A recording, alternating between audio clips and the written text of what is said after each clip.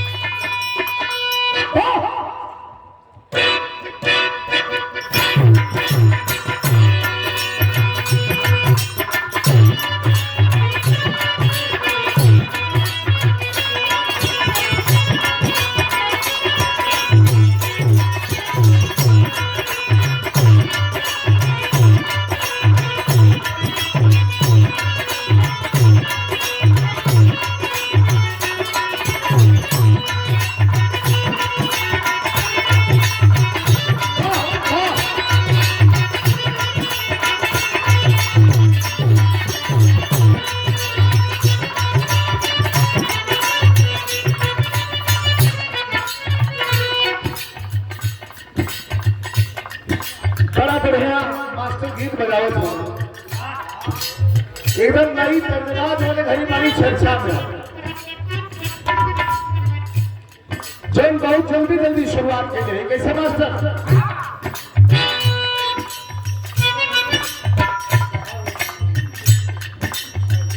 ये घड़ी ये गीत में बड़ी चर्चा और बताओ मास्टर।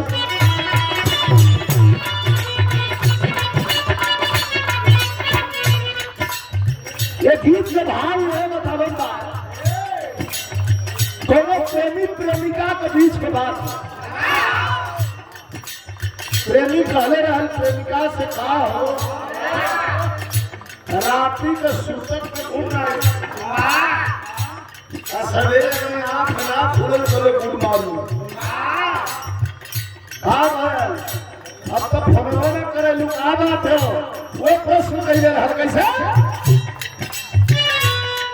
यह कह रहा। अरे कहा ऐसा नाम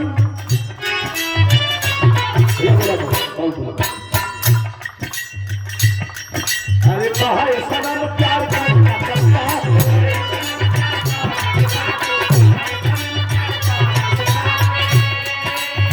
सवाल।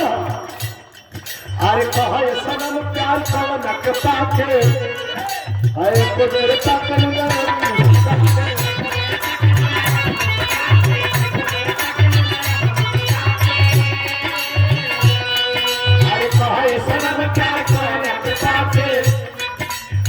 को देर तक लुगाया तो मुस्कुराते पगला के प्यार कोहरा दिल में मेरा भाव पगला के प्यार कोहरा दिल में मेरा भाव इसे उठावे सुतल कोरवा अरे भोले बाबे याद करे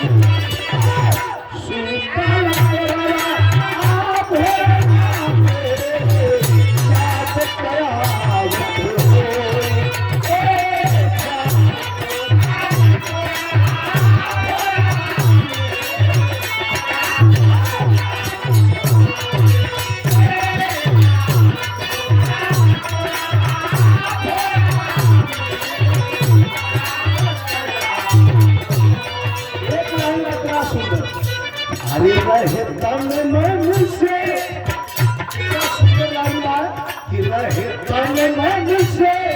प्यार बचपन के तू हमार नहीं हमको हार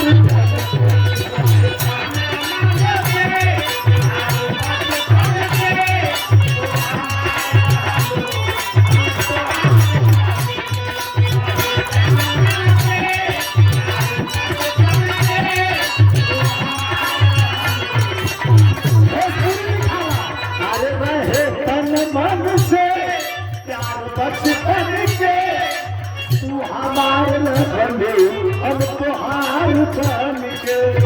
आज पहिरावल सीता के इतिहास रहा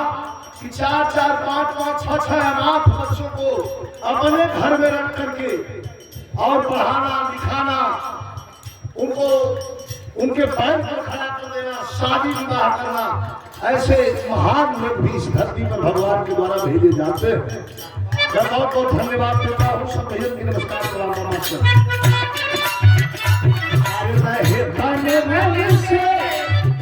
बचपन के तू हमारे रहलू हम तोहार बन के आज पहिरावल सीता लहरी में अनूठी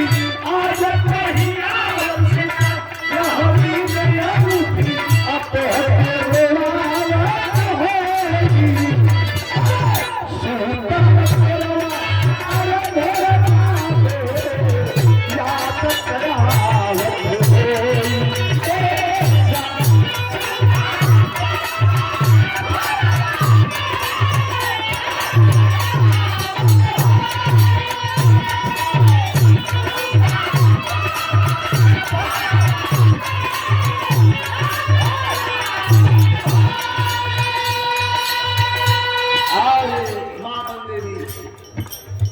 एंटरटेनमेंट यूट्यूब चैनल हमारे ब्रजेश कुमार बाबू द्वारा पुरस्कार धन्यवाद सुभाषित